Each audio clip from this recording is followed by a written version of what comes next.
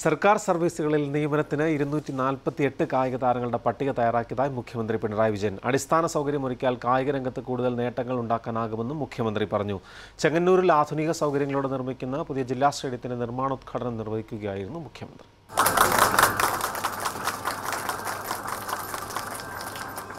LDF സർക്കാരിന്റെ 1000 ദിനങ്ങളുടെ ഭാഗമായാണ് ചെങ്ങന്നൂരിൽ സ്റ്റേഡിയം നിർമ്മാണത്തിന് തുടക്കമായത്. കായിക താരങ്ങൾക്ക് സർക്കാർ മികച്ച പരിഗണനയാണ് നൽകുന്നതെന്ന് പറഞ്ഞ മുഖ്യമന്ത്രി വർഷം 50 കായിക താരങ്ങൾക്ക് നിയമനം നൽകുകയാണ് ലക്ഷ്യമെന്നും വ്യക്തമാക്കി. സ്കൂളുകളിലെ സ്പോർട്സ് പാർക്കിനായി 7 കോടി രൂപ അനുവദിച്ചു.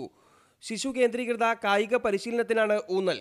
കായിക താരങ്ങൾക്കുണ്ടാകുന്ന പരിക്കുകൾ ചികിത്സിച്ച് ഭേദമാക്കാൻ ആയുർവേദത്തിൻ്റെ സാധ്യത കൂടി പ്രയോജനപ്പെടുത്താൻ ഒരു സ്പോർട്സ് ആയുർവേദ ആശുപത്രി ആരംഭിക്കുന്നുണ്ട്. ഫുട്ബോൾ ടർഫ്, സിന്തറ്റിക് ട്രാക്ക്, നീന്തൽക്കുളം, മൾട്ടിപ്ലക്സ് തിയേറ്റർ, ഹോസ്റ്റൽ, പാർക്ക് ഉൾപ്പെടെയുള്ള വിപുലമായ സൗകര്യങ്ങളോടെയാണ് ചെങ്ങന്നൂരിൽ സ്റ്റേഡിയം നിർമ്മിക്കുന്നത്.